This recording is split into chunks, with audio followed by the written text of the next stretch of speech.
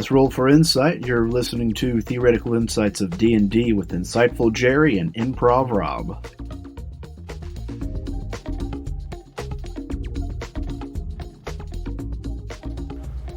Hi, I'm Jeremiah. And I'm Rob. And I'm Theoretic Eric. Back again. Here we go. Some abyssal chicken sounds pretty good right now. But, okay. Think about the ooze instead of the grease. Well, hold on. Some hellish ichor. Do abyssal chicken with KFC seasoning. Oof. I don't know if KFC could even say that one. No, we gotta change it's BGFC, Baldur's Gate Fried Chicken. There you go. Oh, but speaking about going into a franchise and picking some top favorites, that's what we're doing today. We are going into what is commonly known as Dungeons and Dragons. It's usually shortened to D&D, in case you didn't know. And we're picking our top, 11? Yeah, I mean, the plan is to go through from like CR quarter all the way up to CR however high. Yeah, our favorite creatures. And the number is going to change because there are some creatures that are a CR4 that absolutely suck, and there are some that are absolutely amazing. And there might be 7 that are great out of CR4. So, I mean, yeah, so pretty much it's going to be a different size list every time we sit down to record. We'll just get to CR30 and it's just one. Oh, I mean, there's Tiamat and The Tarrasque. Yep, and both of them would be on it.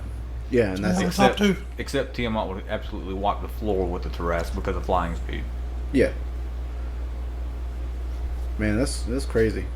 So yeah, we're doing a CR quarter today. So this is the stuff you'll be running into your first session, your second session, maybe your third session, fourth session. I mean, this is stuff Possibly. you can run all the way up in. You can run into all the way up to like 5th and 6th level, depending on what kind of situation you're in and how many there are. Because if you get 5th level characters, 4 to 6 in a party, and you throw, the DM can put 10 CR quarter creatures, and it'd still be a good fight. Yeah. So, but we figured we could break it down as to, number one, why are we doing this? Because we can't come up with anything else. Number two, while we're doing it, we're going to talk about why these specific ones made our list. If they're over or underused, their strengths, their weaknesses, locations as far as any kind of advantages or disadvantages they may gain from that location, and honestly, a cool factor rating. Scale of 1 to 7. Yeah. Right We're there. going to go with a scale of Liam Hemsworth to Rowan Atkinson, Man, that's crazy. I don't even know who Rowan Atkinson is. Mr. Bean. Oh, Mr. yeah. Bean is the top end. Oh Yeah. yeah, Mr. Bean's cool as can possibly be. Man. A man drove a Mini Cooper sitting on a roof. That's true. That's cool.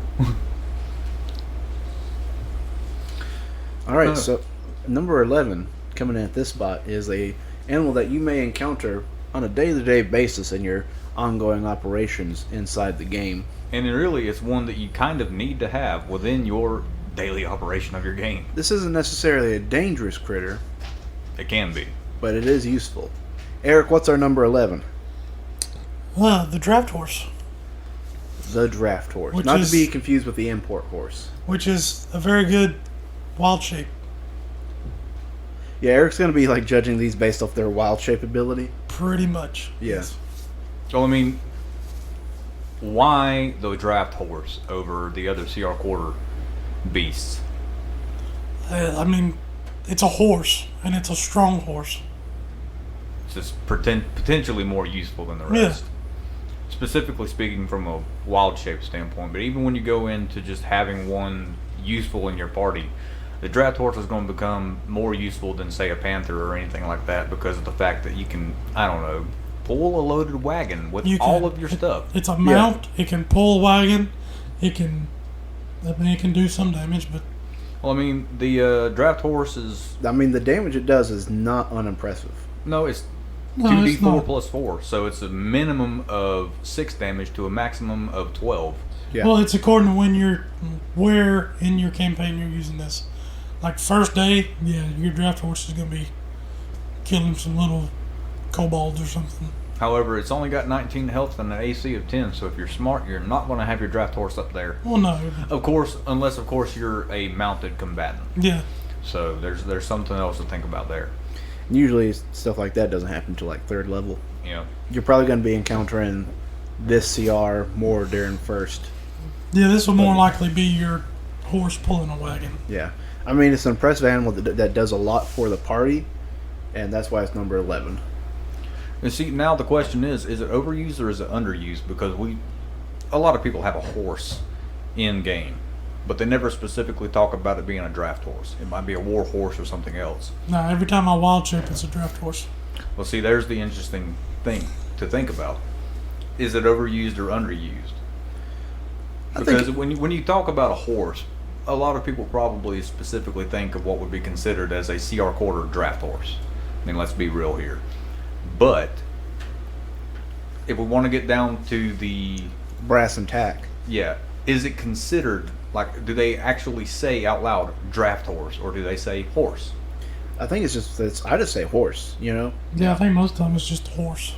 All right, Yeah. so I'd say that it's underappreciated. yeah, it's overused but underappreciated. Yeah. Honestly. How many types of horses are there, like, individualistically listed in Dungeons and Dragons? I remember Yeah. that time that You've got the draft horse, riding horse, which is also a CR quarter, and the war horse. Oh, there's also the seahorse, the warhorse skeleton, and the giant seahorse, and the flying rocking horse. Don't forget about the ashen war horse. yeah. I was just incorporating just regular horses, none of that magic mumbo jumbo. Well, even still, Yeah, they're horses. like the seahorse. We all know seahorses are evil casters from the depths. But yeah, comparative to the war horse, and we put the draft horse on here because one, yeah, it's not strong. It's not meant for combat, but it's got No. more uses outside of combat. And you can make money with it. Yeah. Now, of course, like a war horse is going to be like mechanically better, Yeah. but they're going to be more expensive and hard to get a hand on. Riding horse is probably going to be the same way. Unless you have a druid that can wild shape. Well, see And then you sell the druid and now here we are to, I guess, breaking down technically the stat block. What are its strengths? Its strengths for its CR, 19 hit points. Yeah, That's good. movement of 40 feet. That's a big bump. At that level, You're already moving 10 feet further, maybe, well, at least 5 feet further than anything else that would be in the adventuring party. if you are basing CR off of how it was written to be, then a CR 1/4 is pretty much equal to one person of the party. Yeah. So when you compare it to just a standard, other player you'd have in the party, it's going to have a higher HP than probably the barbarian at first level. Oh yeah, it's guaranteed because even with the max level or a max constitution, the barbarian's only going to have 17 health. Yeah. Now the armor class is a little bit lacking, 10. Yeah, but But- that's also something that the barbarian could have at first level if they don't take a good dex. Yeah. But the barbarian kind of wants to get hit to keep that rage going in some Yeah. cases. and look at that strength. 18 strength. 18 strength is impressive. Everything else is just kind of blah. Yeah. Now, the strength that I believe it's got for a lower level, especially if it's going to be a combat mount, would be the hoof attack, where it's 2d4 plus 4, because that's an automatic 4 damage. Yeah. Automatic 6. Well, it's a guaranteed 6. Yeah. With a maximum of 12, which is going to be the same as the fighter's greatsword if it's, for some reason he doesn't have anything in strength. Yeah. So that's pretty dang good, but that also plays into its weakness, specifically when it gets up to the higher levels. That's the only attack it's got. Yeah. Not only that. Have you ever seen a video of somebody being hit, like bitten by a horse? Oh, yeah. Oh, I mean, yeah. hello, D&D, Wizards of the Coast. Think about this. A lot of people always make fun of other people for having big teeth. And they say horse's teeth, horse chompers, whatever. You ever seen a horse bite through one of those raw carrots that's like 7 or 8 inches in diameter? Yeah. Goes through it with ease. think of what they do to somebody's femur. Oh yeah. Oh well, I'm not sure about the femur. The calf bone, yeah, It'd probably take an arm off. yeah. Well, It's- it wouldn't take an arm off, but it would definitely break. It could break the bone, yeah. especially if it got a hold of it. I mean, I watched a video not too long ago where a couple of guys were working with a horse, and the horse decided to clamp down on this guy's arm. And he's like, Miguel, even he was losing his mind. And when we got that arm out, it was completely collapsed on one side. Luckily, it missed the bone, but the skin was just. Oh yeah. Oof. If you ever find yourself playing with like some of those paper binding clips, and you just kind of like put it on the side of your finger and let it sit there for a while, you take it off and the skin stays there for a little bit. Imagine that times 1,000, and that's what his arm looked like. It didn't break the skin, but oh my god, it looked horrible. That's crazy. Yeah. But in D&D, it's got some impressive damage for its weight class, you know. Oh yeah, I mean, you think That's- realistically, it's got to be D&D because you get kicked by a horse in real life. I mean, you could die, Yeah. Yeah. especially something with. I mean, this could What's the kill size? this could kill a commoner easily. Oh, No, this does kill a It commoner. does. This kill a kills This- a wizard. Well, yeah. If One commoners shot and wizard, guaranteed. There's only one thing different about them. The wizard has cantrips. In first level spells. Yeah, man. It's good. That's what makes the list. Now, of course, you got some more impressive creatures coming up, like in our number 10 spot, Rob. The Kuatoa. Now, the Kuatoa are an impressive fish-like race, if you are unfamiliar with them. They've got a AC of 13, hit points of 18, movement of 30, but they also got a swim speed of 30 feet. So that's going to make them a little bit more, useful. You know what we didn't do? What? The cool factor for the horse. Oh, cool factor? I mean, on a scale of Liam Hemsworth to Rowan Atkinson, New Geralt to Mr. Bean. I'd probably call it a Peter Dinklage, kind of right there in the middle. Yeah. I'd go as far as Steve Buscemi. Oh, dude, Steve Buscemi's just like right up under. Okay, let me write all this down. I know exactly what we got. Yeah. All of our listeners are on the ride for this one. All Yeah. right, so at the lowest, we have Liam Hemsworth. Yeah, he's the lowest, definitely. Yeah. At number 2, we have Vin Diesel. Okay, yeah. Okay. Not because he's not cool, it's just I'm sick and tired of seeing the same character over and over. Yeah, he does play basically the same thing every time. 3, Yeah, he doesn't need a new character because he's got family, idiot. The Rock. He was cool, and then he did the same thing that Vin Diesel's been doing with Fast and the Furious, doing the same thing over and over again. And then he joined Vin Diesel. Yeah, and then got pissed at him. Number 4, Peter Dinklage. Because I have not seen anything with Peter Dinklage in it that I actually did not like. Yeah. And he was usually the standout character in it. Now, he didn't become the standout character in Game of Thrones until our number 5, Sean Bean, died. That man is cool. Yeah. Yeah. Who's the guy who plays Aragorn in Lord of the Rings? Vito Morgan. Put him on there. No, you. Oh, I've been waiting for this. What? Oh, I've been waiting for this opportunity. You just put your foot in your mouth and took a big old bite. You don't get to put Vito Mortensen on the list if you're going to sit there and tell me through Messenger that Lord of the Rings is overrated. Actually, that's why I'm telling you to put him on the list, idiot. You're the one writing this down. Okay, I'm just going to put Aragorn. Yeah. 'Cause I don't know how to spell his name. Yeah, Aragorn. Put Aragorn in there. Number 7. Aragon. Number 7, we're going to go on a cool factor. Somebody right below Rowan Atkinson. Who did you say? Steve Buscemi. Oh yeah, Steve Buscemi. Yeah. That's going to be our scale from now on. You know what's sad? What? I know how to spell Buscemi, but I do not know how to spell. do not know how to spell Vito Mortensen. That's crazy. I can't spell either one of them. So. Number 8. No, it's just 1 to 7, remember? No, it's 1 through 8 now because we had to add somebody. Because Robin I'm sorry, Williams. but Rob. Oh, okay. We're gonna have to go through 1 through 10 now. We're just skipping 9. Yeah. All right. Number 8 would be Rowan Atkinson.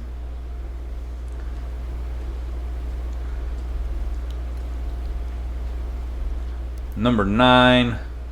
I thought we were skipping that one. Oh yeah. Let's leave that one blank and then put Rob Williams as 10. Yeah. He takes both spots. No, 9 is just a blank one. It's like a neutral ground. We can name anybody for number 9. It's like Jeremy Clarkson, James May, Aretha Franklin, Martha You know. Stewart. Snoop Dogg. Yeah. Willie Nelson. Okay, so on a scale of Liam Hemsworth to Robin Williams. The draft horse gets a Steve Buscemi from me. All right. I think I go with Peter Dinklage. Yeah, I'm kind of on the lines of between Peter Dinklage and Sean Bean. But see, the thing about the draft horse, it's really good. It's got really good utility, but it doesn't have any flair. What are you saying that about Peter Dinklage? No, I'm not. He's Well, saying that his kinda, one-shot pony, pun Kinda. intended, I mean, is Peter his Peter height. Dinklage gets the job done. He gets it done well. You But remember there's- his role in Pixels? Yeah. Yes, I do. Magnificent. But still, there's no like Adam Sandler flair to it.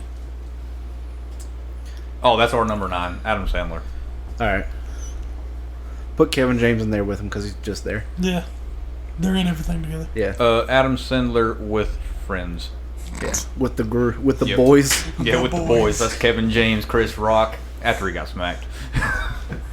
Oh, in that case, that's an 8 then, not a 9. Post. Oh, Post smack. well, pre-smack. We'll talk grown-ups 1 and 2. Yeah. Pre-smack Chris Rock. Yeah. Oh, and David Spade, Yeah. Rob Yeah. Schneider. Oh. Rob Schneider might get. Ooh, that's rough. We'll put Rob Schneider 9.5. Yeah. All right, now we got to go into the decimals for it. So this Yeah. episode, we're no longer covering the hardcore creatures. We're just covering making this actors. list Yeah. for you to use. Actually, why are we stopping at 10? Let's go to 20. One for each number. Who's There the you go. critical? Liam's Hemsworth is a crit fail. Get out of my Witcher. Oh, I'll go ahead and tell you who the Nat 20 would have to be. Who? It would have to be Chris Pine. Yeah, he's good. He was too good. I haven't No. seen the movie yet, No. but he was too good in the trailers at playing I have the a part. problem with Chris Pine though. No. Why? Because he's prettier than you? No, I mean he is, but still. To me, looking at the trailers, he doesn't give off the full Bard vibe. Oh, okay. I mean, he Mister, does. I'll play a cleric and a druid, and that's all I'm going to play. I mean, I can be an owlbear, so ha, screw off. Anyways, I'd put Henry Cavill at number 20. Oh, yeah. Yeah. Oh, Chris yeah. Pine, strong Oh, dude, 19. Yeah, The nerd obviously. himself, Henry Cavill. It's got, yeah, you're right. It's got to be Henry Cavill. All right, I let's mean, let's he's just use this making a list Warhammer show. for- Come on now. Yeah, Let's we're make- gonna, let's we're make- gonna have use a whole this- new rating list for next episode. Yeah, next episode. So this is the list we're going to stick Okay, with before today. we move on to the Kuatoa, if we give it to Liam Hemsworth, it's horrible. Okay? Yeah. If it's a Vin Diesel, it's alright. Same with The Rock and Peter Dinklage. When we get up to Sean Bean, Aragorn, and Steve Buscemi, it's really good. If it's Rowan Atkinson and Adam Sandler with his buddies, it's amazing. And if it's a Robin Williams, it's a blessing to have. It's to in your die game. for. It's the. Wow. It's been a long time, but it's too soon. Okay, moving on. You gotta admit, he would make that joke too. Oh, I know he would. This is in honor of you, Robin Williams. Sorry, Ripper Williams. Oh my God. Go ahead and describe the Kuto. I'm dying over here. So the Kuto is pretty much a medium humanoid that looks like a fish. It's got webbed feet, webbed hands as well, and it's got some its head actually looks like that off of a piranha. I was gonna say, think of Or at Abe least this from picture has from teeth. Hellboy, but with a different head. But it comes in pretty strong with an AC of 13, and it's only got 1 hit point less than the draft horse. But it's got the advantage of a speed of 30 and a swim speed of 30 feet. So it's got more versatility. Versatility and the mobility. Yeah. It's also got a higher armor class than the draft horse, so it's already a plus from there. So, Dark vision of 120 feet. oh yeah, that's killer. And Yeah, that- passive perception of 14. That's 4 higher than the horse already. Yeah, That's higher than my cleric. I'm getting wrecked. It's amphibious, so it can breathe air and water. Now let's get into like some of the abilities here that are really impressive. Has otherworldly Well, see, perception. this is the one I think. This is why it's on our list. Yeah. Otherworldly. Well, this isn't the reason why it's on my list. I'll tell you why in a little bit. Yeah. Otherworldly presence or perception. Yeah. Idiot. Learn how to read. No. No. The Kuatoa can sense the presence of any creature within 30 foot of it if it is invisible or on the ethereal plane. It can pinpoint such a creature that is moving. So, invisible, ethereal, ghosts, they're around. That Kuatoa knows where you're moving to. I mean, that's dope. You know what I'm saying? that- Also, slippery. The Kuatoa have advantage on ability checks and saving throws made to escape a grapple. They're taking a little bit of a hit though with sunlight sensitivity. That don't matter. Oh, it does and it doesn't. So Not if you're in the Underdark. well, obviously, Or deep water. Yeah. but I'll go ahead and tell you, I think they're underused. I have not seen a whole lot of Kuatoas popping up in like live plays. I haven't used any in my game. We haven't faced any in any of your games. Yeah. So I think it's very possible that they are underused. Well, I mean, they're fish people. Well, they are. They are more than fish Well, I people. know that, but Do you realize that what the Kuatoa really are? They are makers of gods. You grab enough Kuatoa, you gather them up, you show them a pile of dirt, convince them that this pile of dirt is a god, you have a god on your hands. That pile So of dirt they're- becomes a god. they're orcs from Warhammer. Yeah. Okay. That's Alright, they're Robin Williams then. Now, obviously, we're going into what are their strengths. Their strengths, they've got really good attacks. I mean, their bite is sure it's only 1d4 plus 1, but they've also got a spear that can either be a melee attack or a ranged attack, 20 to 60 feet. Another 1d6. If they use it with 2 hands, it's 1d8. But they also have a net, so it will restrain the target, and the creature can use this action to make a DC 10 strength check to free itself or another creature in a net, ending the effect on a success, or dealing 5 slashing damage to the net, also frees the target. And the reaction, my guy. But if they get too close to the wizard, because it's got a range of 5 to 15 feet, Mm-hmm. they get too close to the wizard, the sorcerer, the warlock, especially if it's only a 1st or 2nd level and they haven't got their like a good melee weapon. If they were like, nah, I'm a wizard, why do I need a dagger? Then there you go. Oh, yeah. You've got that person locked down and somebody else is going to have to come and get them. yeah. And it's going to take their action to do so. But they also have the reaction of sticky shield. So when a creature misses the Kuatoa with a melee weapon attack, it uses a sticky shield to catch the weapon.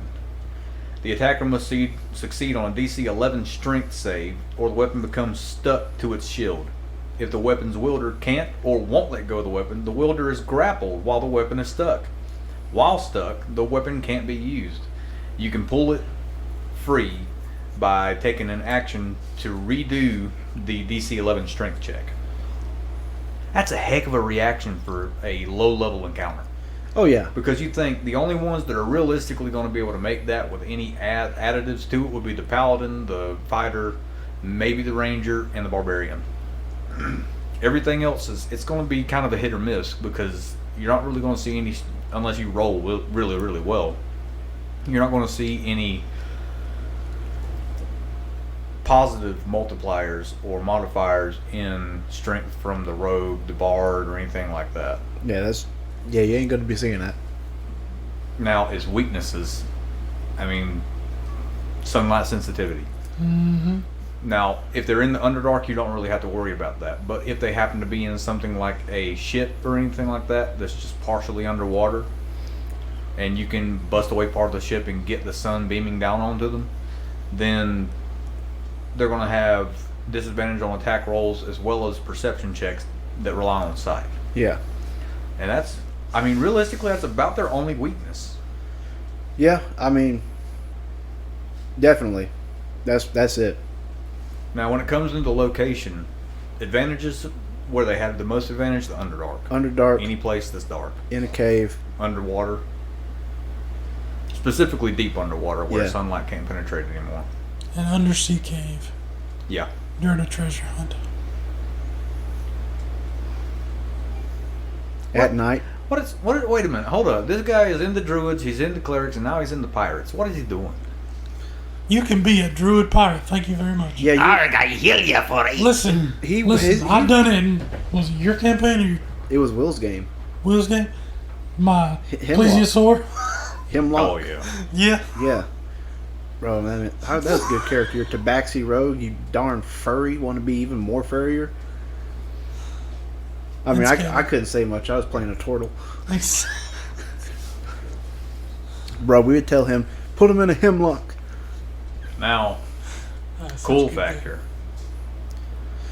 I mean, they're pretty cool. game. Yeah. Yeah, I'm gonna put Adam Sandler. That's a bit high. I'll tell you why. Alright? Imagine this. Picture with me for a moment. Close your eyes. You can get your eyes closed, Rob, you idiot. Okay. I see the big pink one. So Hasbro has approached Adam Sandler to make a very comedic movie for Dungeons and Dragons. After this is years in the future, where Chris Pine's like D&D movie is I already a want to success. see it. All right. You have Kevin James playing a half-orc barbarian just because of his size. Kevin James at this point has become morbidly obese. He has plenty of health problems, yet he's still acting. You got Chris Rock is playing a kobold. Okay. I can see. No. No. It'd have to be David Spade. He's the Yeah, shortest. David guy. Spade. No, either him or Rob Schneider. Well, see, Chris No. Rock's acting ability would go great with Kobold. Oh yeah, the Rob voice. Schneider's playing a Kenku. Perfect. All right. You want to know who David Spade is playing? Please. Who's that? David Spade is playing a leprosy-ridden goblin. Do you know who Adam Sandler is playing? Jeez. A Kuatoa. Do you want to know why? Why? Because this mismatched party of the leprosy-ridden goblin, the Kenku who's blind, the kobold who doesn't have any fingers, and the morbidly obese half-orc barbarian have heard that Kuatoa can make gods, so they go and they capture one Kuatoa, not realizing that you need a vast of them to make a god. And so they're just trying to throw random objects at this Kuatoa to make a god so that they can just have a god on their side. Hey, Hasbro. After that explanation, the Kuatoa is definitely Vin Diesel for me. Vin Diesel. And anyways, that's how they get the movie Pixels, when they actually do get all the Kuatoas together. Oh, okay. Yeah. That's actually the creation story for the world. No. So the pixels, the world they come from is Faerun? Yeah. Okay. They come from the Forgotten Realms. No, realistically, I think for me, Kuatoa is going to fall down to probably about Peter Dinklage. I've never really used them. Yeah. I never found them cool enough to actually They'd have to make be a in a place for them. specific campaign. Yeah. Yeah. They're very niche, and that's why I'm rating them so high, because their niche thing that you could put them in would have so many interesting things. I was about to say, my game doesn't even have an Underdark. Yeah. Because you'd have to either go Underdark or Heavy Pirate. Yeah. And the heaviest pirate we got was some were sharks, and I'm still trying to figure out how to get that to work. Exactly. You better get that to work. I shouldn't have done it. An artificer were You shark. might just find the cure. I can have a shark with a freaking laser on its head. That sounds like a sequel to Sharknado 15. We don't No, it need. sounds like Austin Powers. That's exactly what it is. All right, what's our Freaking laser beams. what's our next creature? Moving on from number That was 10. 10 to number 9 is the Kenku. So Rob Schneider. Yep, so Rob Schneider. No, the Kenku is just, And we're talking about the creature, not the playable race. yeah. So AC and hit points of 13, speed of 30 feet. Now, the only thing that I think the reason that made the list for me is because of the mimicry. If you're gonna have a Kinku in your game and you're really good at doing voices or impressions or anything, you're gonna have a ton of fun. Scratch this that. guy. You don't need to do impressions. You just need to have a soundboard A soundboard. of Duke Macho Nukem. Man, Randy Savage, and Hulk Hogan. Yes. And you just have a colony of Kinku in a nest on a mountain somewhere. And it's just like the party like gets to this mountain as they're hiking to fight this like ancient dragon. Oh, yeah. Yeah, brother. I'm the man. See, you even got the beard for it. Yeah.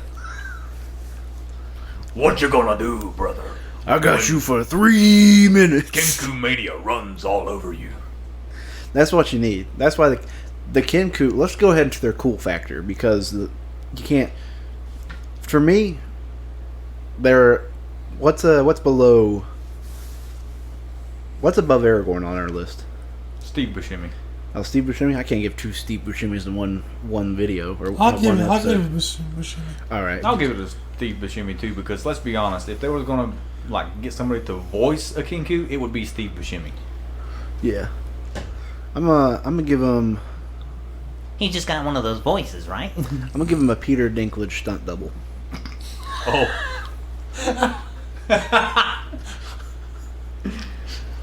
Oh. After that, let's just move on to the next one on our list. Yeah. Well, let's hit their ambusher ability. In the first round of combat, the Kinku has advantage on attack rolls against any creature that it's surprised. Yeah. That's good. So this is more of a sneaky guy rather than a actiony guy. Imagine your party's walking through a forest. Dusk, maybe dawn. It's kind of dark. And they're hearing like normal animal sounds, but it turns out it's a flock of Flock of 5 Kinku in the forest. Bro, I mean, they're birds, so they would be a flock. could you just imagine? And like that's the setting. Yeah, but they look kind of like crows, so it'd be a murder. Right? Nah. And that's what they'll be doing, some murder. The party starts hearing like these. Like you just hear all of them in the distance. Probably want a cracker. You hear like the normal animal sounds, the crickets, the crows, the squirrels, and then like you start hearing like tigers, lions, bears. You're like, those animals are not meant to be in this jungle or in this environment. We are in the plains. And then you start hearing dinosaurs, and you're like, what? You're like, what is going on? And then You like, see one Kinku opening trees, it's like, nah, coming down the road is a like murder of just Kinku soccer moms just chatting about their day. And they're on like a jog, you know, with like their headbands and armbands. all with the iPods on their arms. Yeah. Number 8. This is a creature that we didn't really like look into until we started making this list. Is the Wretched. Oh yeah. This is It can be pretty dangerous. going back to the Underdark. Well, not necessarily. That's It where they doesn't are. have to- yeah, they're That's from, where they're. But You're it not going to doesn't find have them anywhere else. to. Who said? If you're the I DM, did. you can pop them in there anywhere. Yeah, well, I'm just saying, like, you ain't. Yeah.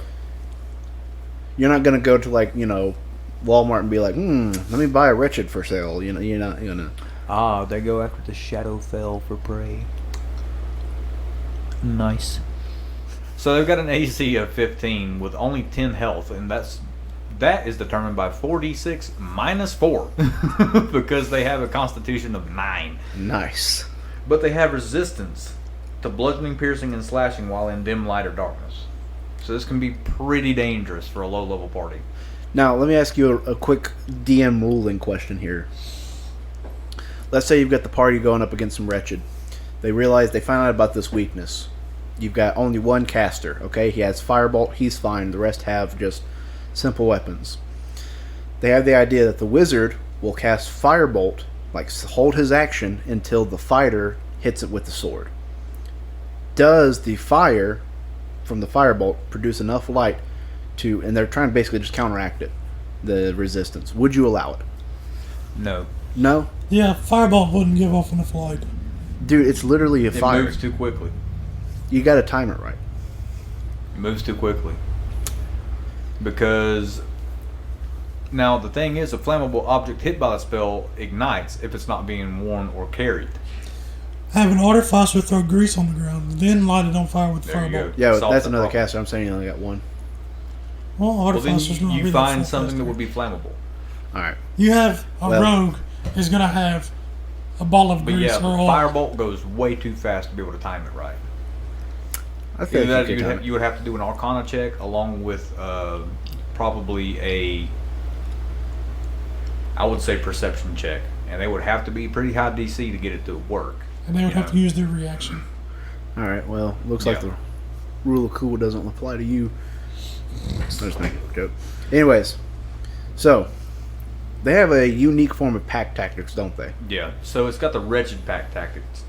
They have advantage on attack rolls against the creature if at least one of the wretched's allies is within 5 feet of that creature and the ally isn't incapacitated. But otherwise, it has disadvantage on attack rolls. Not to mention, this thing's got dark vision of 60 feet.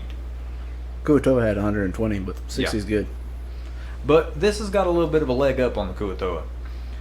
Its bite attack has a little bit of a different function to it. So it does 1d10 plus 1 piercing damage. It's not too bad. But it attaches to the target, and at the start of each of the wretch's turn, the target takes 1d10 plus 1 necrotic damage. Now it can detach itself, or it can be removed by the creature, or if somebody else comes over and pulls it off of the thing by spending an action to do so. But that's 1d10 plus 1 necrotic damage. That's spooky Yeah. at low levels. Because if the DM happens to be running it to where if necrotic damage takes you below 0, you are dead, and you are sitting at 3 health and it rolls 4, you are dead. As Yeah. it sucks the life out of you. I mean, it's crazy. So That's overused ridiculous. or underused, I've never heard of these guys until today. I would like to see a pack of these take on. I would probably say level 4 characters. Yeah.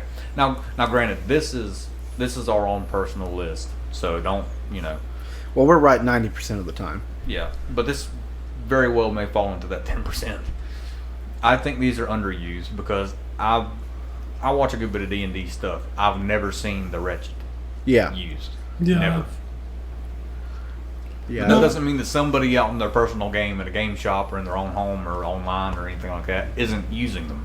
And if you have, write us an email for the first time since we've had it open for over a year and tell us about what it was like to use them. Or heck, we'll use them ourselves.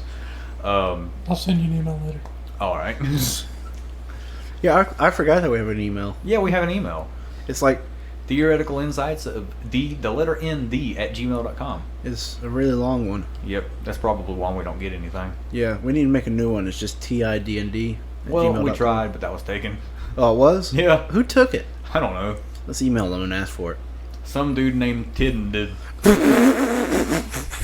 Dear Tidnid. Dear Tidden, you got our name. Give it back. Its strengths, obviously the dark vision, because when you're at first, second, third level, dark vision is really good. And that natural Even if you're that 15 annoying. on the- Yeah. Dark Vision's good The regardless. AC of 15 on this little creature Yeah. is stupid. Well, it's because he's small. But still, It's hard You to hit got- because he's small. That's why. you got a couple of these against a bunch of level 1s. They're not going to hit it. Yeah, the only strength that this thing really has is in his pack tactics. Is in It's impact. bite. Yeah, It's a +3 to hit. it's disadvantage unless he's next to one of his friends. Yeah, but you kind of have to take it into account that there's going to be at least enough to get that advantage. There's going to be at least enough to get that advantage. Now, even with the disadvantage, it's still a +3 to hit. Well, And at first level, it's probably going to hit, unless you've got the fighter or the paladin up there with chainmail. yeah. But when you go into the guaranteed 1d10 plus 1 necrotic, as long as it hits the first time and attaches, that's scary. Because that can if we go back to our power game or the power gap episode where we're talking about everything on a level playing field of 0 in con, that would take out the fighter. it would. Of course, you'd have to roll max, but Well, also you got to think about this though. Yeah, attaching and doing the automatic damage is scary, but anyone can spend an action and take it off. Yeah, but it also depends on how far away they are, if the creature that is attached to has already taken this action or hasn't, Well, it just depends. it doesn't matter. And Really. it doesn't say that you can't have more than one attached. That's true. Well, I'm just thinking in the aspect of Yeah. being on one creature, the fighter can, or whoever can use its own action to take it off and negate that automatic damage automatically. Yeah. Because the automatic damage doesn't happen until the wretched's next turn. Yeah. So there's some ways It gets around dangerous if you're in a party of 4 people and there are like 6 or 7 of these things. It's a very, very dangerous encounter, Yeah. and it can turn deadly like that. Listen, Yeah. crabs are a very dangerous encounter for level 1s. Only to the wizard Or in the bard. and the sorcerer. It can be pretty dangerous for the bard if they got the right protection. Now, the location. Obviously, they're going to have to be, So these are in the Shadowfell. That's where If you you're don't going to get find that them. joke, go and look up what the wretched looks like. You heathen. So, anyways, the wretched, they live in the Shadowfell. They're part of the group called the Sorrow Sworn, which is creatures that have just been changed by the negative energy of the Shadowfell. Yeah. Now, that goes into the location advantages and the disadvantages. Obviously, like the Kuatoa, don't bring them into the light. That's going to be a huge disadvantage on them. It's But gonna. if It's you're gonna. fighting in the dark or dim light, then they're good. Yeah. They're also going to have the resistance to any kind of physical damage unless it's, it doesn't say non-magical or magical. It says it's resistant to that while in dim or light darkness. So even if you've got a +2 weapon, it's resistant to it. Yep. So yeah, this thing's actually pretty dang cool. I mean, even the picture. You remember the graboids? Yeah, it's Yeah. trimmers. Yeah, it looks like a trimmer. Yeah. It's For me, I'm going to put these guys on a Rowan Atkinson level. They're just cool. I'll put them on that same one with you. They're simple, but they do a lot. yeah. I'll go with Mr. Bean because they look kind of retarded. I could see Mr. Bean getting in a fight with one of those. I would love to see a fight between Mr. Bean and Next up at number 7, we've got the Flying Sword. Now, why the Flying Sword? Because it's a sword and it's flying. We're pretty simple over here. We're easily entertained. Let me run through the mechanics of this real bunch quick. of rednecks. So. Now, here's the cool thing to think of before you do that. The Flying Sword, because you're the DM and it's your world, you can do whatever you want to do. You could have this being wielded by a creature while when that creature that is being wielded by goes down, the Flying Sword takes over. Haven't I seen that somewhere? I don't know. Yeah, I've definitely heard of Uh, it. yeah, I've that's- used a similar premise in my game before. Yeah. Well, you weren't there for it, but it's a different game. That's where I've either seen it in a cartoon or something. They were wielding a magical sword, and then they either threw it and it went out and started attacking, or something. Talking about the Black Cauldron? Maybe. It kind of did its own attacks there for a little bit. Maybe. But yeah, I mean, that's a possibility, and that's cool. It gives it another use, too. Yeah. You got to get an animated armor, animated shield, and a flying sword, and they all come together to make an adventurer. I mean, Oh. possible. D&D Voltron. That's the next show we're doing. So let me run down these mechanics. You got an armor class of 17, hit points of 17, Jeez. a 5-foot flying speed, which is only a hover. No, that's 50 foot. Yeah, 50 foot, sorry. 5 plus 0, 50 foot. Well, technically 5 plus 0 is still 5. Nah, you're doing that regular math. I'm doing that common core. Oh, the stupid math. Okay. Yeah. Its attributes are not really impressive. Strength of 12, dexterity of 15, 11 con, 1 intelligence. Well, you say it's not really impressive, but if we're going to talk about first, second, and third level, it's nothing to see a 15 decks on the rogue. I mean, yeah, I'm not saying that like the draft horse had an impressive strength for the level. Yeah, but that was a horse. Yeah, that's what I'm and saying. One intelligence is nothing too far from a barbarian having. Yeah, 1 charisma, 5 wisdom. Anyways, damage immunities: poison and psychic. Condition immunities: blinded, charmed, deafened, frightened, paralyzed, petrified, and poisoned. Has blind sight of 60 feet. Passive perception of 7. Also has anti-magic susceptibility. Basically, it can't be in a place where anti-magic is happening, like anti-magic field, or if you cast Dispel Magic on the sword, there's a chance for it to be unconscious for a minute. Has a false appearance, looks like a sword when it's perfectly motionless. And the action's to hit, just called Longsword, so it's wielding a longsword actually. It's a +3 to hit, and it's 1d8 + 1. I mean, it's good stats. Yeah. And it's really good stats. Now, overused or underused? Well, hold on. Okay. I'm holding on. Say a fighter throws his weapon at another enemy. Could he grapple the flying sword and start swinging it around? I mean, technically, Yes. because Just- what are the attacks? It's a 1d8 + 1. That would be considered a longsword. It's literally listed as longsword. I would give you disadvantage on the attack roll. Yeah, it would be disadvantaged. Yeah, because it's it'd a- probably be fighting. yeah. Yeah. That'd be funny though. Ha ha! Get over here. Grab that and just start. I don't need my dagger. Give me the sword. Backstab the Overused sword. or and then underused? Because I haven't really, Underused. I haven't seen a I've whole never lot. seen Now, campaign, what was it, 2 of Critical Role? They ran into a lot of animated stuff like tables, and I think they did campaign 3. There was some animated tables and chairs, and Chetney went in with his wood chisel. But I haven't seen a whole lot of stuff like that being used, unless it's going to be in like Candlekeep Mysteries, where there's a lot of noir and a lot of like haunting stuff and stuff Yeah. like that. Now the strengths, obviously, number 1, it's a 17 AC with 17 health. Yeah.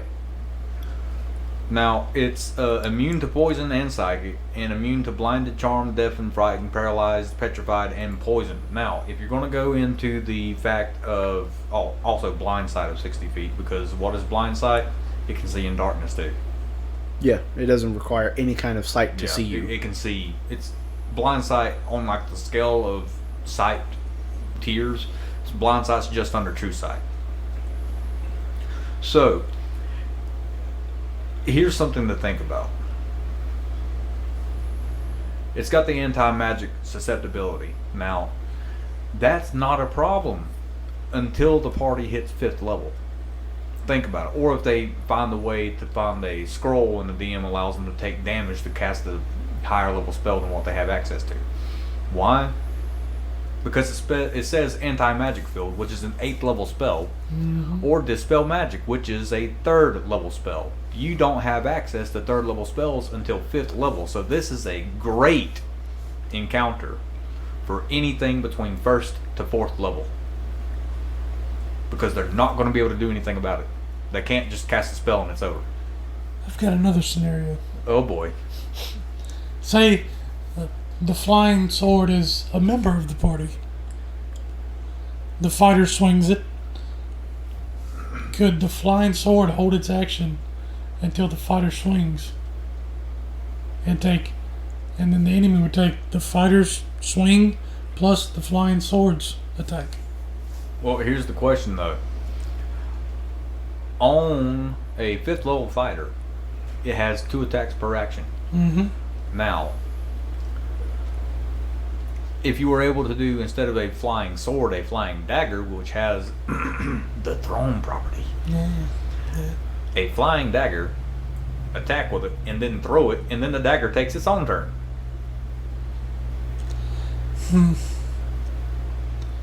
We gotta get some animated objects in these campaigns.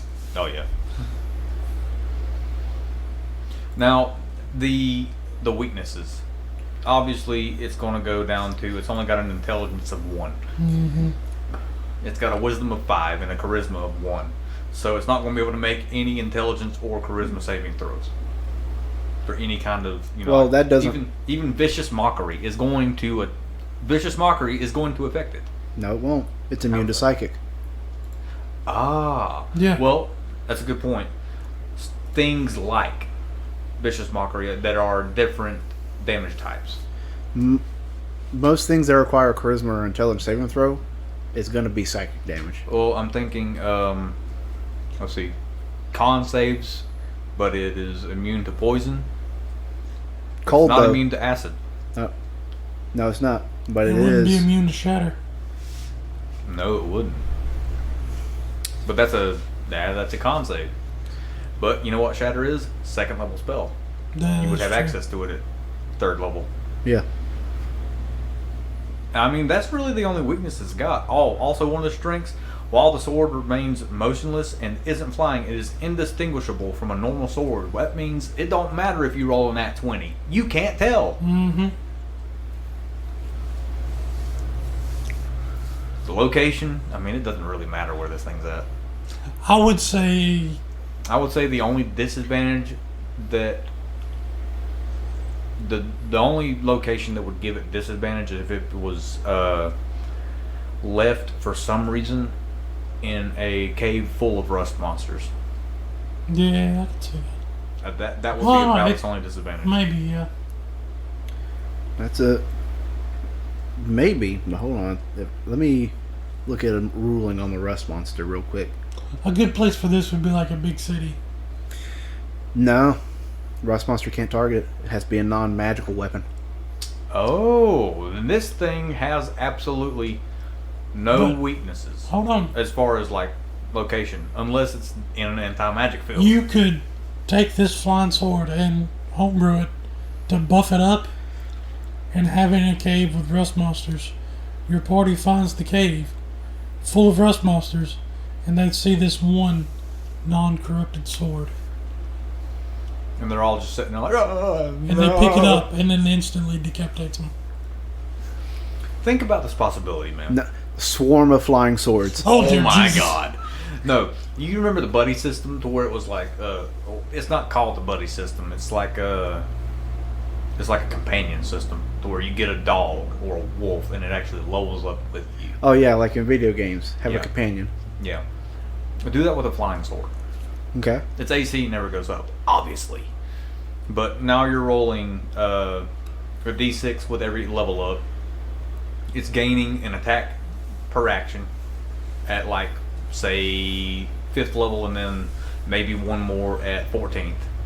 So a total of 3 attacks per action. Perfect for the fighter Mm-hmm. or a ranger. I mean, and the possibility of upping its dexterity or strength. This could be a pet an artificer could make for the fighter. Now scratch that. We go cyberpunk it, sci-fi it. It flies around with like little jet boosters inside of it. Yes! You can upgrade the metal. You can like give it like a new blade so it can like do different damage. It's got Every- like a Every a time you core go or to something. town, you upgrade it. Yeah, you know, like And you homebrew a spell called Speak with Ore, to where you can speak with it. And it's just, and the DM has ready a soundboard of Captain Falcon. it's nice. All right, we're taking too much time on the Falcon! flying sword. Punch! Yeah! What's our next Falcon one? kick! What's the coolness factor on this thing? I mean, It's a honestly, flying sword. It's a Robin flying Williams. sword. Yeah. Robin Williams. I'd for give me. it Robin Adam Sandler Williams. and crew. Adam, You give it a what? Adam Sandler and crew. Yeah, I'm going to give it to Robin Williams. Yeah. It's Next is the wolf. And I'll go ahead and tell you, the wolf is overused. yeah, it's overused. It's got pack It's been tactics. overused in It's- my game. The wolf. It's But been it's a overused. staple. It's a staple. Yeah. Let's rush through this one because there's not a whole lot you can talk about. The strengths and weaknesses. The strength is you got pack tactics, right? Yeah. They come together in a group. Well, keen hearing and smell also. Yeah. You know, And the bite, the fact that it's 2d4 plus 2, and if the target is a creature, it's got to succeed on a strength save throw of 11 or be knocked prone. yeah. I mean, that's setting up a possibility of advantage if you're standing there alone, and then the other guy comes up, and that's advantage and all that. So, I mean, it can get pretty dangerous if there's a If there's a bunch group, of if there are a wolves. pack of them, yeah. If it's just one, That is No. no problem at all. yeah. Its weaknesses, 11 hit points. yeah, that's it. 13 armor class. Well, the 13 is kind of, you know, I mean that's about the same as what a bear has. A bear has like 11 or 13, so Yeah, it's but not uncommon. But it's got HP. It's got 20 less health than the bear. Yeah, that's the weakness. Is it's if you However, it get does have a alone- +4 to stealth, I mean, so it is proficient with stealth. yeah, that's good. Now the location, I mean, Forest, grassland, hill. yeah, there's not really a location weakness until you go into the fact that you've got it swimming in the middle of a lake or an ocean. Yeah, and then at that point, you probably have a disadvantage on yourself too. Yeah. But coolness factor, I mean, it's a staple. It's got to be kind of right in the middle. It's a Sean Bean. I'm going. Who's below Peter Dinklage? The Rock. Yeah, I'm going The Rock. You're going to give it to Dwayne Johnson? Yeah. Wow. I mean, Dwayne. it's just You want to know a why? wolf. Why's that? Because the wolf can smell what The Rock is cooking. Jeez. It's that keen hearing and smell. I can smell what The Rock is cooking too, and it's burned bridges. Water spaghetti. Oof. Oof. All right, what's the next one? Number 5, that would be the Goblin.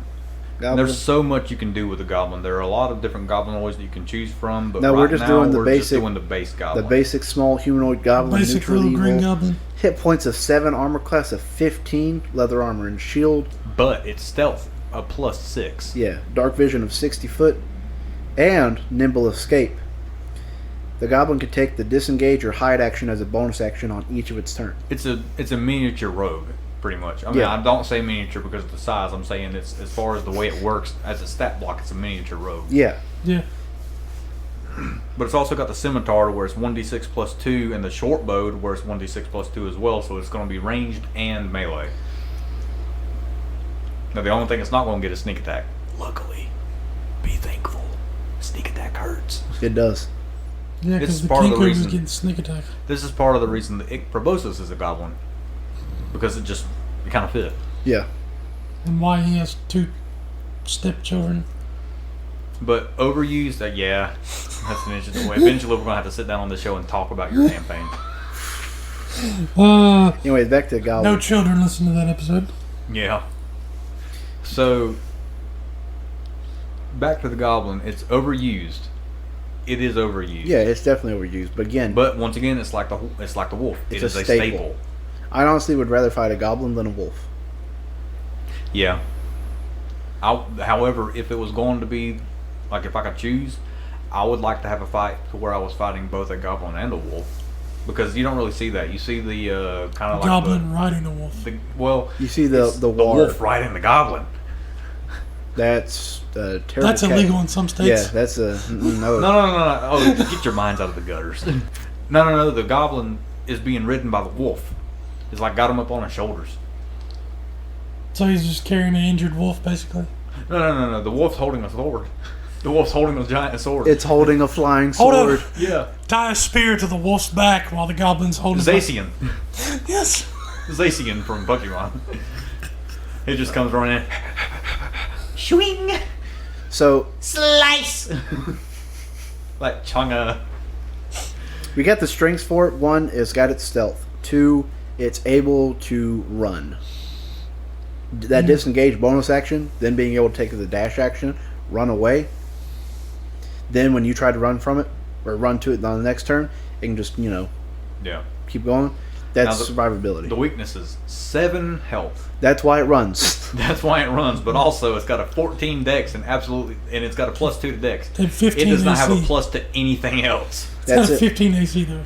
It's got a minus. Okay, it's 2 better than the wolf that's got 4 more health. Yeah, Yeah, but a no hit is a whole lot better than being able to take a hit. Okay, this guy can't knock him prone though, like the wolf can. The wolf technically is more dangerous than this. Well- except it doesn't have a ranged attack. except when we get into the location advantages.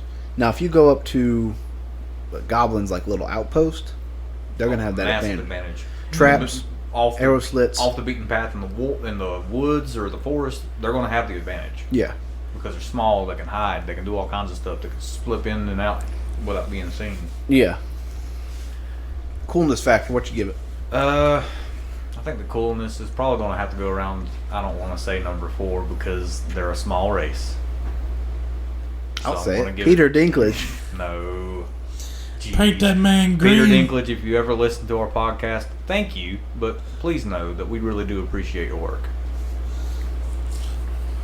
But yeah, they're Peter Dinklage to me. So if Peter Dinklage ever tried to make a Hulk movie, he'd just be a goblin? I swear, Eric. You know, we had a chance of being able to become one of the more known D&D podcasts, but now we're going to be canceled for... No, that's going to be For our what? legacy. That's going to be our legacy. It's For gonna what? It's more going to be our legacy. If he tried to play a Hulk, he would literally We're going to be a canceled goblin. for comparing a goblin to Peter Dinklage. Well, they're both small. Oh, here we go. I mean, I'm sure Peter Dinklage is a lot smarter than a goblin. I would hope so, because they have an intelligence of 10. Hey, Tyrion is definitely. Oh, for certain. Well, yeah. But I feel like a goblin could kill Tyrion in a one-on-one fight. Now, next up is the skeleton. Now, we originally thought about putting the skeleton and the zombie in the same thing until we started to run over them and saw how drastically They're different they were from each completely other. different. Now, the skeleton doesn't have the greatest AC, and it doesn't have the greatest hit points either. It's a 13 on both. However, it is immune to poisoning. It's got vulnerability to bludgeoning. That means everything's going to be doing double damage. So if you roll 6 with a hammer, you're going to do 12. Yeah. It's got dark vision. It's immune to exhaustion and poison. Passive perception of 9, and it understands all languages it's spoken life, but it can't speak. Now, the melee weapon attack is a short sword of 1d6 plus 2 and the short bow of 1d6 plus 2. So it's pretty much the exact same as the goblin, except this thing's got immunities, which is why I put it a little bit higher than the goblin. Oh, yeah. So overall, underused, overused? I think they're Underused. somewhere in the middle. I think it's underused out of all the undead creatures. You see a lot Yeah. more zombies than you Yeah. do skeletons. Yeah. But it also is a staple. Yeah, it really is. Because you think Dungeons and Dragons. What are you probably going to run into in a dungeon? A dragon. So, well, other than that, probably some skeletons and some undead of some kind, or magical, Mimics. magical things like a flying sword. Yeah. A skeleton wielding a flying sword. Oh. No. Wait. No. The It's- skeleton riding the flying no, sword. This is While what carrying a wolf. Oh! the goblin is carrying the wolf, and the wolf has the skeleton a hold by the leg, and the skeleton is wielding 2 flying swords. Oh, This Or is if the you- ultimate D&D enemy If for you wanted to CR go Quarter. completely Pokemon, have a wolf carrying a flying sword in its mouth. It's just, I imagine it's just the dog just holding on, being dragged up in the air by the It's Exactly not the whole what it's- skeleton either. It's just the torso. Yeah. He just comes running in. No, scratch that. You have a giant skull, and the Giant skeleton is made like the rest, like all the bones is made by flying swords of various sizes. Oh my Flying gosh. swords and animated armors. No, just flying. Dude, swords. let's just upgrade the flying sword from a long sword to a great sword. You know how deadly that would be? Because the AC would probably stay at 17. Wait. but Back to the flying sword. Who's to says you just can't take any magical sword Any and make weapon it and make a flying sword? Flame tongue great sword. Well, if you look in here, they've got like an animated halberd, which is the flying sword, but a halberd. Just wait till I pull up giving my. us ideas, Eric. So Rick needs an animated halberd.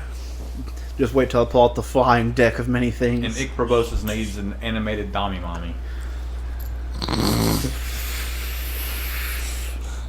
So skeleton, Saw a doll from Japan. Yeah. its obvious weakness is bludgeoning damage. Yeah. You start hitting it with that, it's done for. Oh, yeah. That's pretty much it. What's our Well, next that one? and its wisdom isn't very good. And its charisma, because it's still going to be able to take damage from vicious mockery. Yeah. Now, next on the list is, what's the coolness factor? This guy, I'd say probably around the Sean Bean. Yeah, I From a mean, It's not Skeleton? overly cool. It's not overly cool. It's not underly cool, but it's a little bit better than Peter Dinklage. yeah, I'm putting up there with Sean Bean because he usually We're does sorry, a lot Peter too. Dinklage. You just fell somewhere on the list. Yeah, put him in I there with think that was Sean my Bean fault. Yeah. because I mean, how many movies has he died into? His characters All of are them. obviously I think skeletons. he by dies in now. all his movies. National Treasure. He survived, but he was arrested. Yeah, but that's a documentary, not a movie. Yeah, Nicolas Cage really did steal the the Declaration of Independence. So next up was a zombie. That's number 3. Now you say, excuse me, why did you put the zombie as your number 3? Well, I will because give it's you- our list. I will give you And I will give 22 you health. one example of why it's better than skeleton, and it's the most annoying ability that I've encountered. Probably one of them. Undead freaking fortitude. Let me Yeah. tell you what this is. Let me Okay. tell you, you listeners, if you don't know what the zombie has packing Listen, in its decaying flesh, you put you negative- shut up, cancer bones. You put You're gonna be a zombie if that cancer doesn't get you cured. put Nanigan through a horde of zombies. Thank you very much. Yeah, I held it back a little bit for you. Also, it was whites, not zombies. The Oh, first okay. time, or no, No, it was down at the it was temple what? there was zombies. it was ghouls. At the temple there was zombies. Yeah, those are Well, it different. was a mix. Those are different. Anyways, undead fortitude.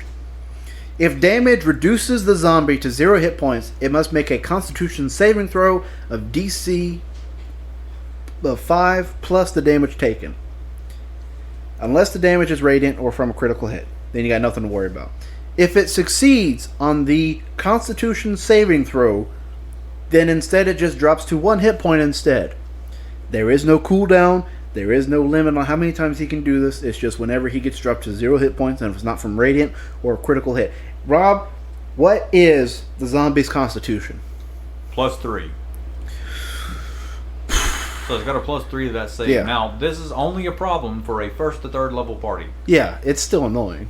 Oh, it's very annoying because if you run into like 6 or 7 zombies, and the next thing you know, they're all got their undead fortitude going, and you can't do any more than like 4 damage. You're screwed. So if my cleric dies, can he come back as a zombie? But also be his character just with the undead fortitude? No. Now it's immune to poison. Its condition is immune to poison. It's got dark vision of 60, and it understands all languages spoken in life, but it Can't can't speak. speak. It just goes.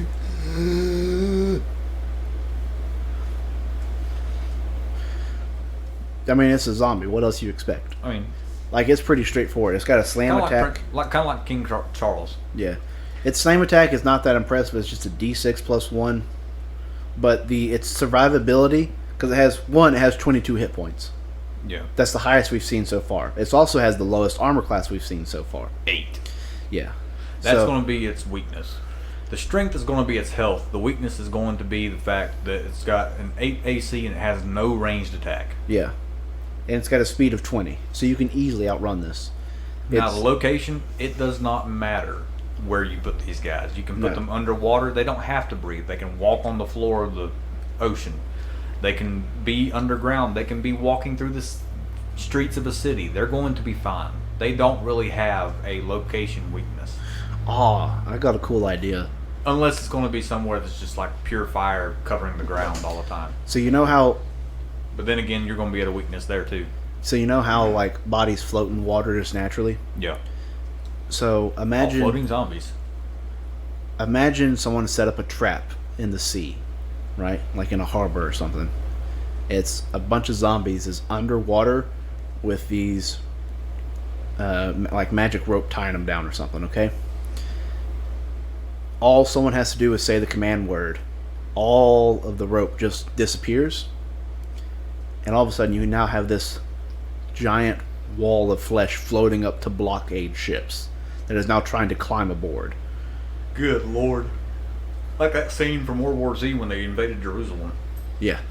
Or Harry Potter with the whatever they're called, come crawling up the rocks. When he was what's his name? Dumbledore. You know, I liked him better when all he said was, yeah, and I'm Eric. It's theoretic, Eric. Did it right. We gave him a promotion and now he thinks he's all that in a bag of chips. A bag of potato chips. So, the coolness factor for a zombie, It varies. yeah, I mean, if we're going to go, like, if we're going to take an average coolness, it'd probably have to be a Sean Bean like the skeleton. Average But coolness for me. Depending, because you can base an entire campaign around the zombie. In that case, it's a Rowan Atkinson. Yeah, I was gonna say Mr. Bean. I'm gonna put it at a Vin Diesel. For if it's just a basic zombie, because they're not cool by themselves. They're cool together and dangerous together. Yeah, The Walking Dead's not cool because there's Okay, no, The Walking Dead is useless anyway. I want to know how so many people died to the zombies when they moved that slow. I get what you're saying, but the coolest factor of a zombie, just you can have cool No, zombies. I'll tell you what happened. The Walking Dead killed the coolness factor of the zombie. Yeah. Yeah, Think about it for a second. The first few 28 seasons days- were good. No, forget that. They were useless zombies. The quickest zombie on that show was the freaking little girl. Yeah. Think about it. Now, you think back to 28 days later, 28 weeks later, Day of World War the Z. Dead, Night of the Living Dead. Night of the Living Dead. There was Shaun of the Dead. even Shaun of the Dead zombies were better than Walking Dead. Yeah. Now, what was the movie with Ving Rhames where they're in the mall? Oh, don't forget Dawn about of the Dead. Yeah. Dawn of the Dead. Those were terrifying. Train to Busan. Oh yes, the ones that run. I mean, come on, dude. Yeah. But these aren't runners. They have a 20-foot speed. I know that, but I mean, That's why they're not cool. As a the single perception of zombie, no, zombies they're has not been cool. ruined by mainstream media in the past years, thanks to Walking Dead. Now, Train to Busan saved it, Yeah, listen, but not a lot of people have seen that movie. I'm not saying that you can't have a zombie that has a, Steve Buscemi level of coolness. Oh yeah, Exactly. You I'm have- just I saying. didn't say Steve Buscemi. I said Rowan Atkinson. It's one higher. Okay, think. You can have a Robin Williams zombie, but Okay. you can. He can. Even though can. he hates on Lord of the Rings, think of an army of zombies like at the Battle of Helm's Deep. No, With all the Orcai. no. First off, that wasn't zombies. That was. I know it was Orcai, but think if it was all zombies. No. would be You're Robin. thinking the wrong thing. For cool zombies, here's what you got to do. One zombie by itself, just a basic zombie, not cool. You get a horde, a little bit cooler. What you need is a specialized zombie. You ever seen that movie Overlord? I have, but are you thinking about it wasn't that good of a movie? No. Army of the Dead. Army of the Dead, but listen, when they're like, it's set in World War II, right? And basically, Nazi scientists, it's an overdone premise by far. Yeah. But Nazi scientists are making a 1,000-year soldier for a 1,000-year Reich. And their allies, like, sneak in and whatnot, and one of their men dies, so they're like, oh crap, he's dying, and they get this, like, Nazi zombie juice, and they're like, this should help, and they inject him. The reviving scene of that, and how he was still able to retain like pieces of his humanity, and you could see like that undead strength just displayed. That was cool. Oh yeah. Emphasize not less on the brainless, mindless, I'm going to eat you, and more on the holy crap, my brain can no longer process how I need to hold back. So all my muscles are now working at here's full another capacity, willing to tear themselves. Do we want to throw in the Last of Us into the zombie threshold? Zombie Because they Land. technically are, and Zombieland Those- and Zombieland 2. those are actually terrifying. Yeah. Oh, yeah. They run. Yeah. But do we want to include the Last of Us because they're kind of like zombies, but they're kind of not? I haven't seen it. I'd throw them in Have you there. played the game? Remember, I'm an Xbox boy. Get out. I would put them in the same category as, like, I mean, do we consider them zombies or do we not? Because they're kind of are, they kind of aren't. Well, It spreads the same as a zombie plague. it would be the same as zombies because It's just a fungus. there's a fungus that does that to ants. Oh, it's real. yeah. It's a zombie fight. It would be a zombie. I don't know. It's a contraceptive. It depends on what. Sure. That's true. I'd say it's a pseudo zombie.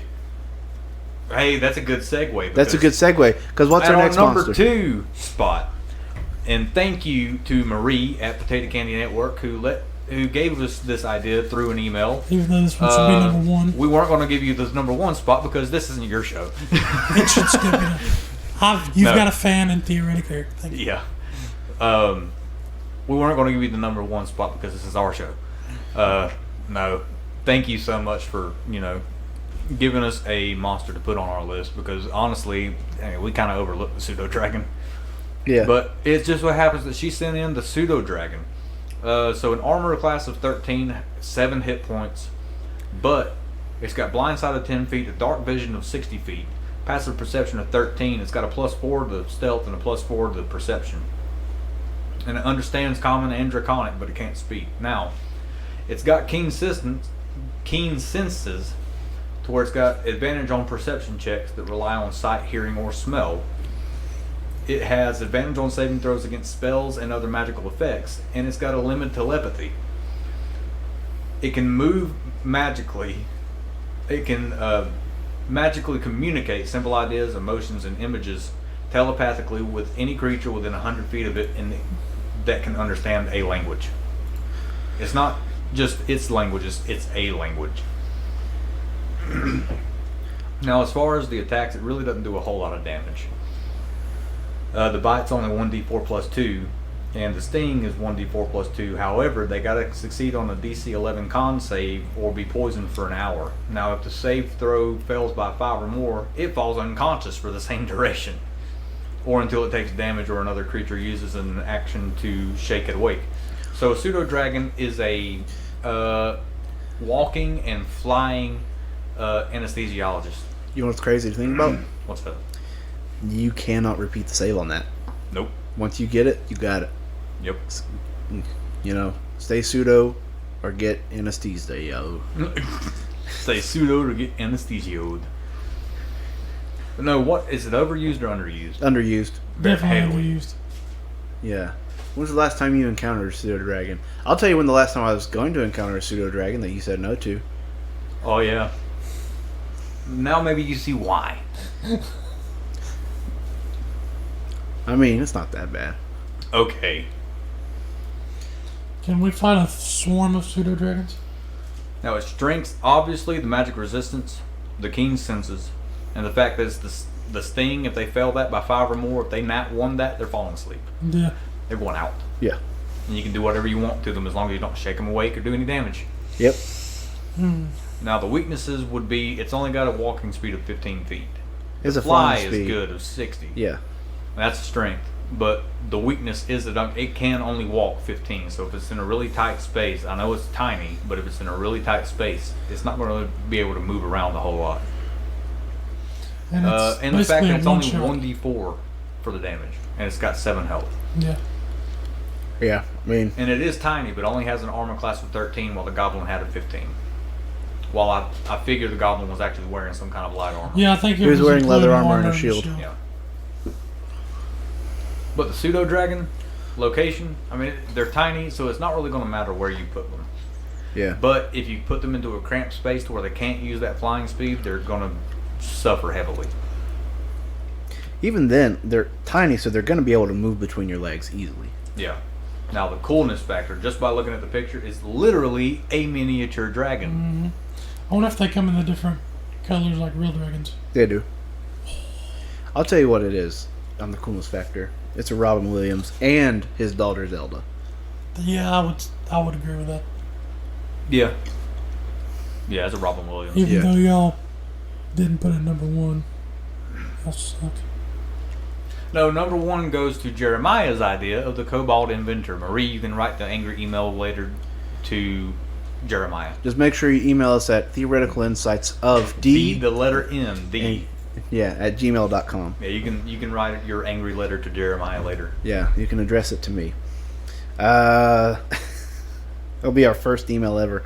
We have never used that email. No, Well, we if you- emailed Marie and Casey a good bit, but they're the only ones. No, yeah. So, kobolds are cool. They got pack tactics. They're very similar to goblins. There's a little bit of differences, but they're very similar. Kobold Adventure, though, it's a lot cooler. So let me tell you, kobolds are crafty creatures. They are good at digging and creating traps. It's just an NPC artificer. Yeah, it's a kobold artificer. Yeah. Yeah, you play an artificer. And I love my artificer. Then love this creature. I love the pseudo dragon better. Well, this is why you have cancer. Got an armor class of 12, hit points of 13, speed of 30. You know, nothing too crazy. It's got pack tactics. It's got sunlight sensitivity. I'm sorry, my cat's making an appearance. Hello, Binksy. Do you like the Cobalt Inventor? Or the Pseudo Dragon? Yeah. This is why you're not on the show more often. Continue. It's got sunlight sensitivity as kobolds do, so there's that drawback. But when you get into its actions, this is where its strength really shines through. You got the dagger, okay, no biggie, a D4 plus 2. You got a sling, a D4 plus 2, no biggie. Then you get into their weapon inventions. The kobold uses one of the following options. Choose one or roll a D8. The kobold can use each or no more than once per day. You have acid, alchemist fire, a basket of centipedes, a green slime pot, a rot grub pot, scorpion on a stick, skunk in a cage, and wasp nest in a bag. These are all one-use items that the kobold can use in a fight, and they do various different things. For one, acid, he hurls a flask of acid, like at the enemy. 2d6 acid damage. Alchemist fire, the kobold throws a flask of alchemist fire. You got some cool basic stuff, that's awesome. But the basket of centipedes... It's like our ranking list. It goes from meh to... Yeah, that's pretty cool. Yeah. Basket of the centipedes. The kobold throws a small basket into a 5-foot square space within 20 feet of it. A swarm of insects, centipedes, you see the monster manual for it, with 11 hit points emerges from the basket and rolls initiative. At the end of each of the swarm's turn, there's a 50% chance the swarm disperses. So, he's literally throwing out backup. Yeah. What about the green slime pot? The kobold throws a clay pot full of green slime at the target, and it breaks open upon impact. The target is covered in slime until the creature uses its action to scrape or wash the slime off. A target covered in the slime takes 1d10 acid damage at the start of each of its turn. I mean, scorpion on a stick. You just smack them with the scorpion on a stick. This is that sting of the pseudo dragon, just a little bit less. Yeah. DC 19 con save and throw, or take 1d8 poison damage on a failed save. This kobold has a skunk in a cage, just ready to be thrown out. Imagine throwing a skunk that's been trapped in a cage. Dude, I'll tell you what he is. He's not a half, mini artificer like you're saying. This man's half a druid. Half druid, half ranger. This man's just like, let me use Mother Nature. Skunk, go! I choose you! Skunk tank. Tippy lip you. Wait a minute. What if you named this kobold Jack Chateau, and he carried in his cage Pepe Le Pew.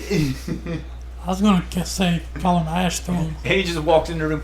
It is lovely weather we are having today. Pepe Le Pew. Like Voldemort and his.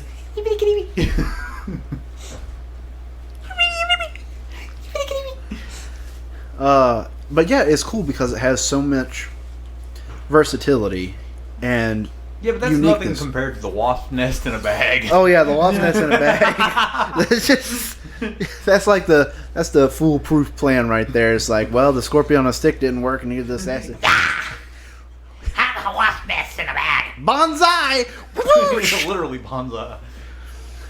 Yeah, I mean, it's just You just know the player is playing a kobold inventor and has the wasp nest in a bag, and it realizes he's going to have to sacrifice himself for the rest of the party, so he goes and jumps off the ledge, and you just hear as he slams into the ground, killing himself, but all the wasps come out. He's a wasp, swarm of wasps, a skunk, some centipedes, a scorpion. He yeah. died saving us all. Listen, that's why If it's it so weren't for cool. those wasps in a bag. How'd he get him into the bag? I got a lot of stings.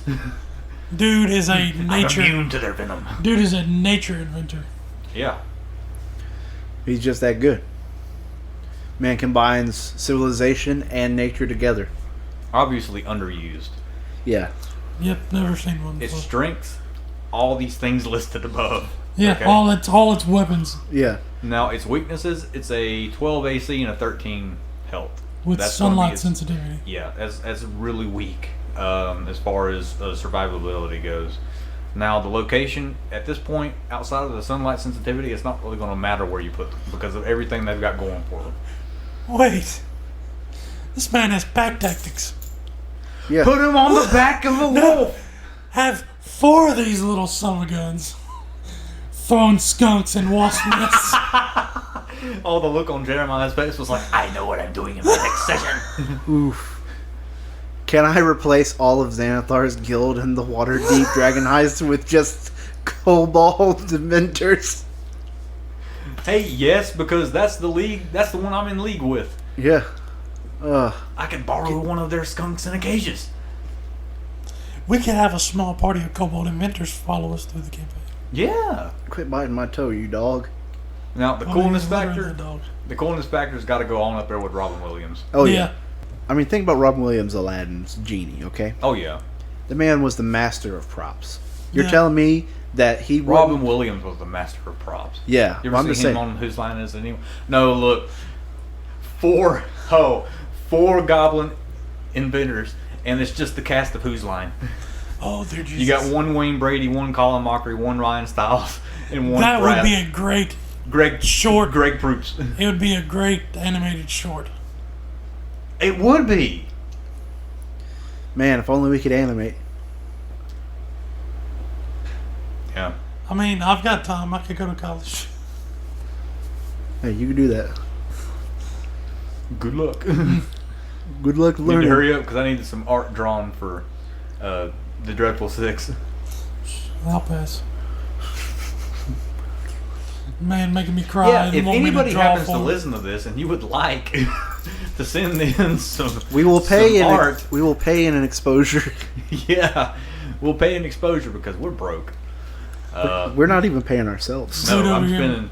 I've got a total. I did the math. I've got a total of 50 hours into the Dreadful Six just for editing. That's not including recording and writing, and I have not made a single penny. I'm probably not going to. So, if you would like to send in some art of a Goliath fighter, a human artificer, a shifter wildfire druid, a turtle death domain cleric, then be our guest. In the words of the candle and the clock. Luminaire. Illuminaire. And then Clockwork. Oh, and Luminaire is carried by Jack Chateau. It is lovely weather we are having today. So yeah, that's our top 11 CR quarter list. And our next will be for CR half. Yep. And We may seeing as have how an- this will be the second go through of this. We'll probably have it a little bit better together. Probably won't. Probably won't. You know, I didn't see a problem with this in the first place. I saw many. Well, we compared the we did the coolness factor of a goblin to Peter Dinklage. This is going to give us some flack. Oh, what's the coolness? Yeah, we already did the coolness factor for. Oh yeah, it's No. Robin Williams. Here's the best idea out of this entire show. You get the Kobold Inventor, and he has 10, like, in weapon inventions instead of 8. And they're all just the other monsters. He's a Pokemon master. Oh, Flying sword, go! You always start with that one because it always kills. Well, see, 1, 2, 3, 4 of these are basically Pokemon. oh, Mudsdale, dude. No, the Kobold Inventor throws a skunk in a cage. That is a Pokemon in a Pokeball. Skuntank. Yes. Wasp nest in a bag. That's a Pokemon in a bag. Beedrill. Scorpion on a stick. That purple thing. Yeah. I don't remember his Okay, name. man. Green slime. That's a muck. Yeah. The Basket 11 of version. centipedes. Cinescorch. Yeah. Off Sword and Shield. Yeah. Dude is a Pokemon tamer. I wanna be the very, Very best. best. Not gonna sing the rest. I don't have the money for copyright clause, so I'll just shut my mouth. D&D. So Gotta throw them all. I got some wasps in the bag. You hear me and I'll hear you. D&D. Now that we've been copyright striked by the Pokemon group, Nintendo will get us, man. either that or they'll sponsor us. No, No, they'll sue us. bro. Nintendo Don't, because I just bought a Switch. No, see, we keep doing this and doing those jokes, and we start streaming Pokemon, and we'll be fine. There we go. That's what we do. Anyways, But yeah, in the meantime, I don't know, are we going to record the CR half in the next recording, or dude, listen. Who knows? you He just sit here? sits down and talks. Dude, I sit down, I talk. I'll be honest with you. The first season, a little bit more stressful. This season, I'm taking it chill. Oh, I mean, dude, look at no, the all intro. the stress is on me now because of TD6. Yeah. All right. Listen, you know what stress does? It gives you cancer. And look at Eric. I got a receding hairline I already. mean, I'm going to look I like did have quite a few years of stress. I'll look like Bruce Willis by the time I get done with like the first 4 episodes. What old, tall? Completely I'm bald. not gonna say it because he's He's suffering right now. suffering really bad right now. What's happening with Bruce Willis? He's got isn't it like frontal lobe dementia or something, Something like like that? that. Something. Oh, dang. He's the rough front lobes right of his now. brain are disintegrating pretty much. Yeah, he's retired from acting. He's pretty much hanging out at the house until the inevitable happens. I mean, So the more, we may not have him too much longer with Bruce Willis. And that's going to be a hard day. That's going to be a day that I sit down and watch all the diehards. yeah, and Expendables. Yep. The Expendables. Screw Expendables. that. Red. Yes, Red. And Red too. Yeah.